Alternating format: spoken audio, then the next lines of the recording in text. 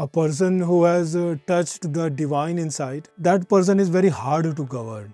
Do religious people accept Tantra? Here's a question worth sitting with. Is Tantra religion? Do both religions and Tantra point to the same truth or the same freedom?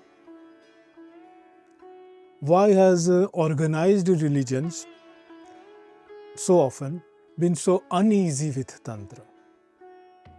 Pushed it to its edges, into the dark, into the whispers?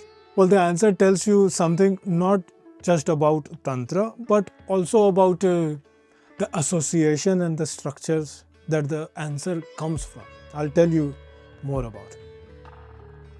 Now, of course, not all religions are the same, but in general, how religions tend to work. Now, religion in its organized form mostly works from outside in. Religion gives you the rules, the calendar, the building, the people, the person who stands between you and the divine. And for a lot of people, that structure genuinely helps. It gives a sense of belonging, even a much needed moral frame, somewhere to put grief, stop thinking. That's real. And I'm not here to disagree with it. But there is a limit built into only confining oneself into that kind of system. It tends to keep the divine somewhere else, usually somewhere up there, and you down here, following the prescribed routes through proper authority to get closer. And any arrangement that keeps you dependent on it has a quiet reason to keep you that way. And Tantra, on the other hand, moves the other direction, inside out. Tantra doesn't hand you beliefs about divine. Tantra hands you practices to meet divine directly in your own body, in your own breath. People might think, but a guru is a middleman. A pandit is a middleman. Now, I can't speak for other people, but in Siddha Dharma, a guru or enlightened being, if you're so lucky to be in contact, in connection and flow of knowledge, a guru or a Bhairav mentors you to not need them anymore, for you to become sovereign, free. And there's an honesty to how the Kulluta Siddhas of Himalaya talk about this, and about practices being the way for embodied realization and understanding. They ask you to find out for yourself. In my own tradition, the Kulluta Siddhas of Siddha Dharma, this is taken further than anywhere I have seen. In the Siddha Dharma tradition, one holds belief and disbelief together. One holds atheism and theism together, Asthik and Nasthik together, and refuse to make you choose one. You stay completely free, because the moment you are free of the cage, then you don't need anyone standing at the door. And that's exactly why Tantra has unsettled organized religion for centuries. A person who has touched the divine inside themselves, that person is very hard to govern. And here's one misreading. People confuse organized religion with the living heart in the center.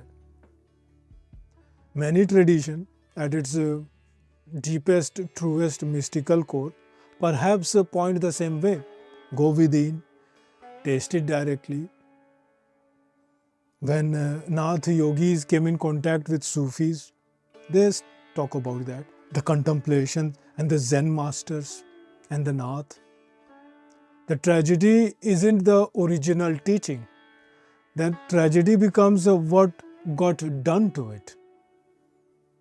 The experience is quietly removed and the living thing turned into a doctrine, and thus only followed dogmatically. No time, no place, no circumstances is allowed to enter the religion. Although in the world it is exactly that, time, place and circumstances. Desh Kaal Paristithi, we say. These are the variants of the present life. The elements, the inevitably are present, constantly changing here on earth.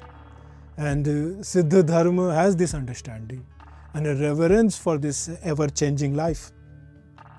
And thus the core everlasting teaching is the same, always. But the practices that are brought forth, taught and given, that is adapted to the time, place and circumstances.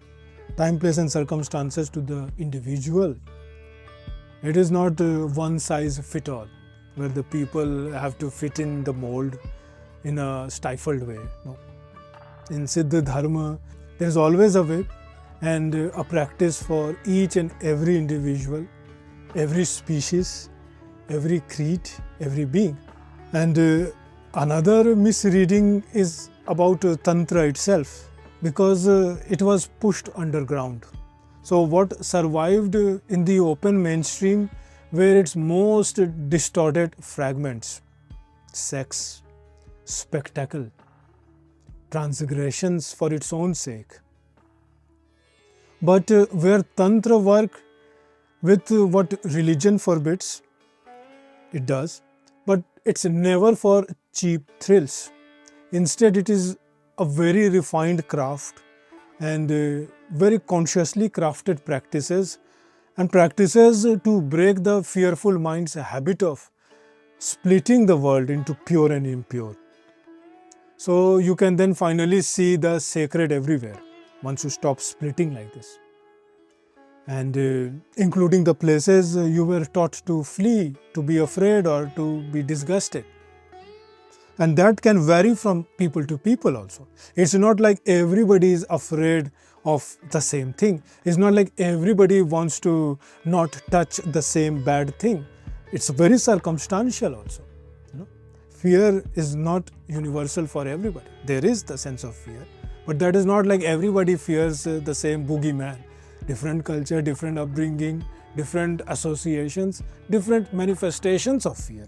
So the practices need to address that, and that's what we do in Siddha Dharma, in the Siddha Tantra.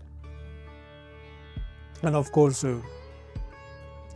that's a long way from what a film or a reel can make of it. So these are not really enemies, religion and Tantra. Religion can offer a fixed map, and that's good. Sometimes fixed map is good, clarity. And Tantra is what offers a climb. And when you start climbing, sometimes you have to improvise. And you can't just improvise if you don't know climbing. So that's where the Guru helps, to give you contextual knowledge, a knowledge that is appropriate for you in your time, place and circumstances. And yes, religion and Tantra, people love to set them against each other. It has been done, caricatured one on the other. Osho has built half his reputation provoking religion with Tantra. But that's not our way. We don't do the anti-way, since that always keeps you bound to the anti that you are opposing. And it keeps your existence defined by that anti. And we have so much on our own that is complete in itself, without having to be the endless ranting so-called the antidote of something else. So no, we are not against anyone's specific faith. We just walk towards source of all of it, that all these different ways are trying to point at in the first place, in its very essence. And we see the source it was trying to point at very clearly.